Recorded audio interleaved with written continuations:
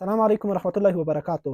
محترمو مسلمانانو ورونو، یو څو ورځې په ټولنیزو رسنیو کې یو شایعه، یو پروپاګنډه خپرېږي او دغلته تاسو په دغه رسنیو په نشراتو کې لیدلی شئ چې د افغان نجونې پاکستان ته د زده کړې لپاره د درس لپاره لیږلی شوي دي.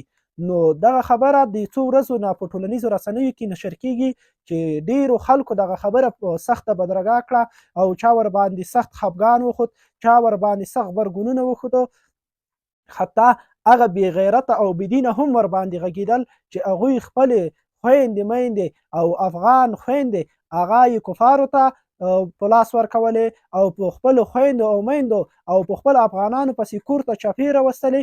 هغه هم په دې باندې لګیا وو چې ولې افغان خویندې پاکستان ته لیږلی کېږي.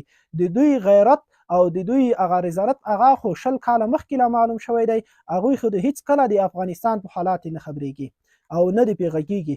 او هغه څوک چې هغه ځان ته مبارزین وایي او د امارت خواخوږي وایي، هغې هم بعضې دغه خبره بدرګه کوله چې دغه خبره هېڅ ثبوت نه درلودو، هېڅ یو رسمي ادرس یې نه درلودو، بس د کفر د طرفه، د کفري رسنیو د طرفه خبره خپره شوه، نو بس دوی بدرګه کوله.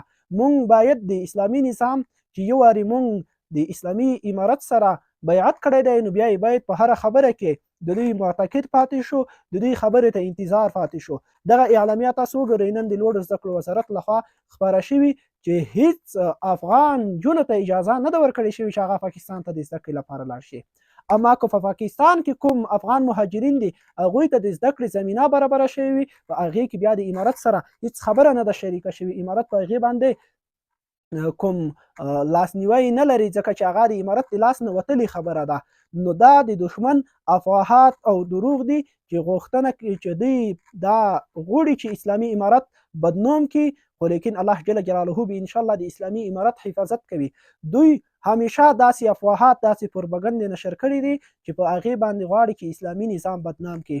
لکه یو څو ورځې مخکې به تاسو لیدلي وي په ټولنیزو رسنیو کې خپره شوه چې په ایران کې 360 افغانان وژل شوي دي. نو کله چې خبره د حقیقت ته رسېدله، نو د 2 او 3 مړي پیدا شو، بس نوره دروغ خبره وه.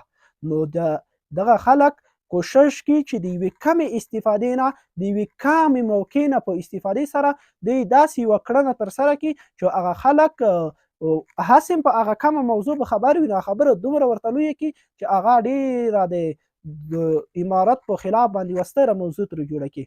نو دغسې یو کړنې ته هېڅکله د امارت لخوا اجازه نه ده ورکړل شوې او نه به انشاءالله داسې یو کړنې ته اجازه ورکول کېږي. اسلامي امارت په هر ځای کې الحمدلله د عدل او د انصاف نه کار اخیستلی او د شریعت د تطبیق نه. که تعلیم دی، که نور ضروریات دي، مونږ یې ضرورت ویلو، بار بار مونږ دا خبره کړې چې ضرورت یې بولو، خو اما د هر څه نه مونږ ته شریعت وړاندې دی. اول به مونږ شریعت تطبیق کوو، بیا هغې نه وروسته که ضرورت و او که هر څه و، هغه به انشاءالله بیا د شریعت په چوکټ کې ترسره کوو، خو د شریعت نه مخکې هېچا ته اجازه نه ورکوو. السلام علیکم.